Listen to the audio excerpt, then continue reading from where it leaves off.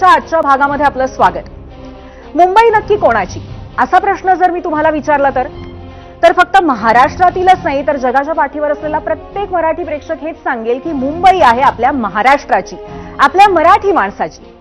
मग तुम्ही म्हणाल की मी हा असा प्रश्न विचारलाच कसा, तर त्याला कारण आहे एक पत्र आणि त्यावरून सुरू झालेलं राजकारण।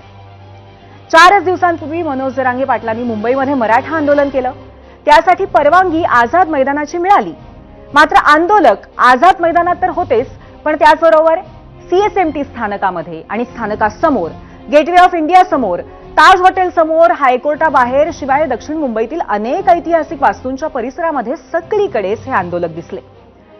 म्हणूनच की काय, दक्षिण मुंबईचे रहिवासी आणि शिवसेनेचे राज्यसभेचे खासदार मिलिंद देवरा यांनी थेट मुख्यमंत्र्यांनाच एक पत्र दिलंय आणि त्यात त्यांनी आझाद मैदानाव्यतिरिक्त इतर कोणत्याही ठिकाणी आणि कोणत्याही मागण्यांसाठी आंदोलनाला परवानगी देऊ नये अशी मागणीच करून टाकली आहे। बरं, हे पत्र ज्या आंदोलनानंतर लिहिलं गेलंय त्यास मनोज जरांगे पाटलांच्या आंदोलनाची धग अजूनही कायम आहे।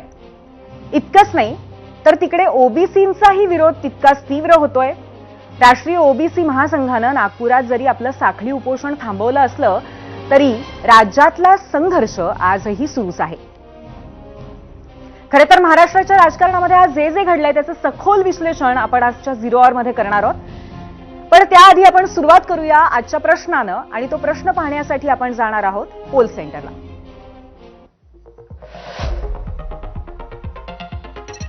आजचा आमचा प्रश्न होता, दक्षिण मुंबईमध्ये कोणत्याही आंदोलनाला परवानगी देऊ नका, शिवसेना खासदार मिलिंद देवरांच्या मागणीशी सहमत आहात का? होय किंवा नाही असे 2 पर्याय आहेत आणि अर्थातच तुमच्या यावरच्या प्रतिक्रियांची आम्हाला प्रतीक्षा आहे।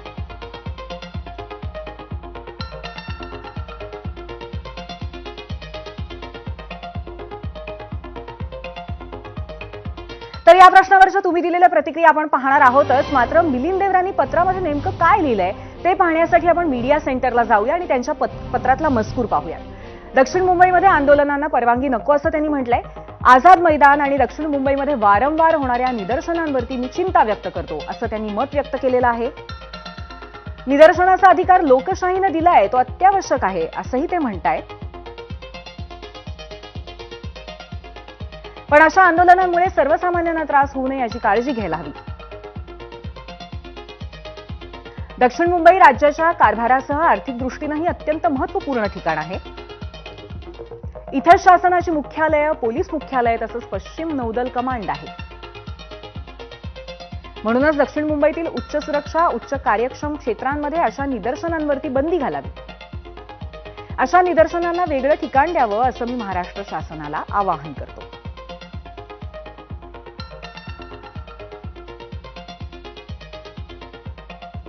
तर इकडे मिलिंद देवरांनी पत्र लिहिलं आणि तिकडे पडसाद उमटू लागले। नुकत्याच झालेल्या मराठा आंदोलनालाच देवरांनी विरोध केलाय असं म्हणत ठाकरेंचे खासदार संजय राऊतांनी हल्लाबोल केला। आता संजय राऊतांनी मिलिंद देवरांच्या मागणीला मराठा आंदोलनाशी जोडलं आणि आम्ही थेट मनोज जरांगेंना घातलं। आता ट्विस्ट असा आहे, कारण आरक्षण आंदोलन सुरू झाल्यापासून मनोज जरांगेंनी एकनाथ शिंदेंना कायम सॉफ्ट कॉर्नर दिलाय, तोच आजही कायम आहे। पण शिंदेंच्या खासदारांना असं पत्र लिहिलंय म्हटल्यावरती जरांगेंनीही मराठवाडा स्टाईलनं टीका केली। मुंबईमध्ये आम्ही मराठी माणसं आंदोलन करू नाही तर हायदोस घालू, तुम्ही कोण आम्हाला विचारणार? ठीक आहे, कोर्टाने आम्ही बघून घेऊ। राज्याच्या मुख्यमंत्र्यांनीही रोखलं नाही। आझाद मैदानात आम्ही जाऊ, आम्ही पेड रोडलाही जाऊ। खरं म्हणजे या आंदोलकांनी पेड रोडला आंदोलन करायला पाहिजे। त्याला म्हणा चुप राहा, इतके शांततेत येणारी पहिली जातच। हो, कोणाची काडी उचलले नाही, कोणाचे भजे उचलले नाही, कोणाचं काय केलं नाही, उलट सगळ्याला पाणी पाजित होती, भाकरी खाऊ घालत होती आमच्या। अशी वापस येणारी शांततेत जात नाही। ही जात लई ई खारी आहे, लई विषारी आहे तराला लागल्यावर, पण अशी होणे नाही। पुन्हा असली जात होणे नाही। एका हाक्यावर कोटीत येते, एका हाक्यावर जशाल तसं माघार येतात। तोटा जरी झाला तरी येतात आणि फायदा झाला तरी पण येतात। पत्रानंतर राजकारण तापलं, टीका सुरू झाली आणि त्या टीकेला मिलिंद देवरांनी प्रत्युत्तर दिलंय। आंदोलन शिस्तबद्ध पद्धतीने व्हावीत यासाठी पत्र पाठवल्याचं देवरांनी एक्सपोस्टमधनं म्हटलेलं आहे, आपण पाहूयात। मी नेहमीच असा विश्वास ठेवलाय की आंदोलन करणं हा प्रत्येक भारतीयाचा घटनात्मक अधिकार आहे। जगातील सर्वात मोठ्या लोकशाहीत मी राहतो याचा मला अभिमान आहे.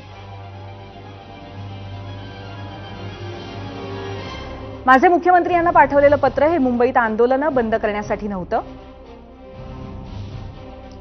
तर ती शिस्तबद्ध पद्धतीने व्हावीत आणि रोजंदारी करून आपल्या कुटुंबाचा उदरनिर्वाह करणाऱ्या सर्वसामान्य कष्टकरी मुंबईकरांना त्रास होऊ नये यासाठी होतं. मी सांगू इच्छितो की दररोज किमान 2दा खोटं बोलणाऱ्या, मानसिक उपचारांची तातडीने गरज असलेल्या बाळासाहेबांच्या विचारसरणीला तिरांजली देऊन राजकीय फायद्यासाठी मराठी माणसांच्या पाठीत खंजीर खुपसणाऱ्या व्यक्तीवरती विश्वास ठेवण्याआधी माझं पत्र नीट वाचा. धन्यवाद. तर या गणपतीमध्ये महाराष्ट्राने 2 मोठी आंदोलनं पाहिली. त्यातलं महाराष्ट्राच्या राजधानीतलं मराठा आंदोलक मनोज जरांगे यांचं व्यापक आंदोलन आणि त्याच वेळी उपराजधानी नागपूरमध्ये 30 ऑगस्टपासून सुरू झालेलं ओबीसींचं आंदोलन. मराठा समाजाला ओबीसी आरक्षण देऊ नये म्हणून बबनराव तायवाडेंच्या नेतृत्वामध्ये हे आंदोलन सुरू होतं. मराठा आंदोलन तर संपलं, पण ओबीसींचं हे साखळी उपोषण आणि आंदोलन गेले 6 दिवस नागपूरच्या संविधान चौकात सुरूच होतं. अखेर आज ओबीसी कल्याण विभागाचे मंत्री अतुल सावेंनी आंदोलनांच्या ठिकाणी भेट दिली, आंदोलकांची चर्चा केली, ओबीसींच्या आरक्षणाला कोणताही धक्का लागणार नाही असं आश्वासन दिलं. शिवाय आंदोलकांच्या 14 पैकी सचिव स्तरावरच्या 12 मागण्याही मान्य केल्या. ओबीसी महासंघाचे राष्ट्रीय अध्यक्ष बबनराव तायवाडे यांना पाणी देऊन उपोषण संपलं. यावेळी आमदार परिणय फुकेही उपस्थित होते. ओबीसींच्या उरलेल्या 2 मागण्यांबाबत कॅबिनेट स्तरावरती मुख्यमंत्र्यांशी चर्चा होईल आणि मग निर्णय होईल. तसंच हैदराबाद गॅझेटमुळे ओबीसींच्या हक्कावरती कोणताही परिणाम होणार नाही असं मंत्री सावेंनी स्पष्ट केलं.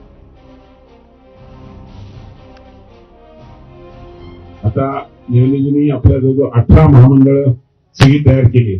प्रत्येक महामंडळाचं आजचे दिवस रजिस्ट्रेशन होतं. आता कंपनी रजिस्ट्रेशन वगैरे सगळं कंप्लीट झालेलं आहे. 5-5 कोटीचं भागभांडवल पहिल्या टप्प्यात दिलेलं आहे आणि पुढच्या टप्प्यामध्ये 50-50 कोटी रुपये प्रत्येकाला जर त्याचा हिशोब केला तर ती जवळजवळ 900 कोटी रुपये आपल्याला या वर्षामध्ये उपलब्ध होते. ओबीसी समाजाच्या आरक्षणावर कुठल्या प्रकारची गदा येणार नाही याची काळजी घेतलेली आहे. हैदराबाद गॅझेटच्या प्रमाणेच जे नावं त्याच्यामध्ये असतील त्यांना ते मिळणार आहे. त्याच्यामुळे त्याची काळजी करायची आपल्या सगळ्यांना काही गरज नाहीये. पण जसं आपण जे सांगितलं होतं की ओबीसीच्या आरक्षणाला कुठे त्याच्यामध्ये अडचण येणार नाही आणि आपणही जी अर्ज अभ्यास केलेला आहे, आम्ही वाचन केलं, त्याच्यामध्ये ओबीसी समाजाच्या आरक्षणावर कुठल्या प्रकारची गदा येणार नाही याची काळजी घेतलेली आहे. त्यामुळे अतुल सावे यांनी दिलेल्या आश्वासनामुळे आंदोलकांचा रोष काही प्रमाणात शांत होऊ शकतो. मात्र मराठा आणि ओबीसी आरक्षणाचा मुद्दा अजूनही संवेदनशीलच आहे. दरम्यान सरकारने ओबीसींसाठी नेमलेल्या उपसमितीचं डॉक्टर तायवाडेंनी स्वागत केलं. तसंच जेव्हा ओबीसी आरक्षणाला धक्का लागेल त्यावेळी आम्ही आंदोलन देखील करू असा इशाराही दिलाय. तसंच तायवाडेंनी इशारा दिला तर तिकडे मंत्री छगन भुजबळांनी आधीच आक्रमक भूमिका घ्यायला सुरुवात केली आहे. मराठा आरक्षणासाठी राज्य सरकारने काढताच एकीकडे आनंदाची लाट पसरली होती, तर दुसऱ्या बाजूला ओबीसींमध्ये रोष वाढू लागलाय. ओबीसी संघटना आणि नेत्यांमध्ये प्रचंड अस्वस्थता निर्माण झाली आहे. महायुती सरकारमधीलच मंत्री छगन भुजबळ मराठ्यांच्या आरक्षणाचा GR कोर्टात खेचण्याच्या तयारीत आहेत. या अध्यादेशाचा अभ्यास करू आणि कायदेतज्ञांचा सल्ला घेऊ आणि त्यावर पुढची भूमिका घेऊ असं त्यांनी सांगितलंय. पण कोणत्याही जातीला उचलून दुसऱ्या जातीमध्ये टाकण्याचा अधिकार सरकारला नाही असं भुजबळ स्पष्टपणे म्हणाले. लवकरच भुजबळ आपली अधिकृत भूमिका जाहीर करतील अशी अपेक्षा आहे. समता परिषदेसह अनेक ओबीसी संघटना आणि कार्यकर्ते त्यांची वाट पाहतायत. आता त्यामुळे सरकारसमोर एक नवीन आणि निर्णायक ओबीसी आंदोलन उभं राहणार का, हाही एक मोठा प्रश्न आहे. दरम्यान मराठा आरक्षणाबाबत मंत्री छगन भुजबळांनी घेतलेल्या भूमिकेनंतर प्रशासन सतर्क झालंय. नाशिकमधील त्यांच्या घराबाहेरची सुरक्षा वाढवण्यात आली आहे. खबरदारीचा उपाय म्हणून पोलिसांनी ही पाऊल उचलल्याचं सांगण्यात येत आहे. दरम्यान ओबीसींवरती अन्याय होणार नाही असं म्हणत मुख्यमंत्री देवेंद्र फडणवीसांनी छगन भुजबळांच्या मनातील शंका आम्ही दूर करू असं आश्वासनही दिलंय. छगन भुजबळ साहेब कॅबिनेटमधनं कुठेही निघून गेले नाहीत. छगन भुजबळ साहेबांची माझी चर्चा झालेली आहे. मी त्यांना आश्वस्त केलेला आहे, हा जो काही GR आपण काढलेला आहे त्याच्याने ओबीसी समाजावर कुठलाही परिणाम नाही. मला असं वाटतं की भुजबळ साहेबांचे मनातली शंका आम्ही दूर करू, इतरांचे मनातली शंका दूर करू. जोपर्यंत हे राज्य आहे तोपर्यंत एका समाजाचं काढून दुसऱ्याला देण्याचा विचार होऊ शकत नाही. आम्ही मराठ्यांचं मराठ्यांना देणार, ओबीसींचं ओबीसींना देणार आणि ज्यांना खरा अधिकार आहे त्यांना ते देणार. कोणाचं काढून कोणाला देणार नाही. दोन समाजाला एकमेकासमोर कधीच आणणार नाही. खरं तर मराठा आरक्षणावरनं मुख्यमंत्री देवेंद्र फडणवीसांवरती जरांगेंनी वारंवार टीका केलेली आपण पाहिली आहे. पण मुंबईतून अध्यादेश निघताच त्यांनी मुख्यमंत्र्यांवरती कौतुकाचा वर्षाव केलेलाही आपण पाहिला होता. पण आज नवा दिवस उजाडताच पुन्हा एकदा जरांगेंनी पातळी सोडून मुख्यमंत्र्यांवरती टीका केली आहे. निमित्त ठरलं शिवसेना ठाकरे पक्षाचे खासदार संजय राऊतांनी केलेला आरोप. मराठा आरक्षण आंदोलनाचा मुख्य उद्देश फडणवीसांना घेरणं होता आणि एकनाथ शिंदेंनी तुमच्या खांद्यावरती बंदूक ठेवून हे सगळं केलंय असा आरोप राऊतांनी जरांगेंवर केला. आणि मग त्याला प्रत्युत्तर देताना जरांगेंनी मुख्यमंत्र्यांबाबत अनुद्गार काढले. जरांगे एकीकडे एकनाथ शिंदेंना बिचारे म्हणाले तर दुसरीकडे आंदोलकांना अडवलं असतं तर वर्षा बंगल्यावरती जाऊन फडणवीसांना धुतलं असतं अशी खालच्या पातळीवरची टीका त्यांनी केली.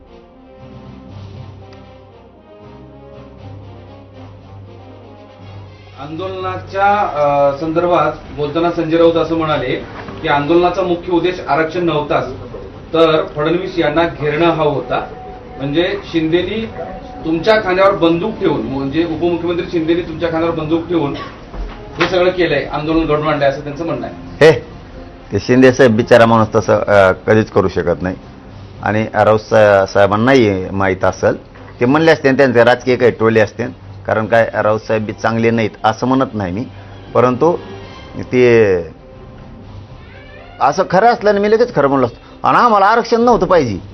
आणि काय म्हणले पुढं, सर आरक्षण नव्हतं पाहिजे, मुंबईत काय करायचं होतं, हा फक्त फडणवीसला घ्यायलाच होतं. आम्ही मग आता मुंबईत आम्हाला काय म्हणले होते, पाय ठेवून देणार नाही, उभा राहून देणार नाही, मराठी कशी मुंबईत येतो बघू, एक दिवसाच परवानगी. मग त्या राग आम्हाला जर तसं करायचं असलं फडणवीसला ते धुतलं असतं ते जो वर्षा बांगल्यावर अर्थ असा होतो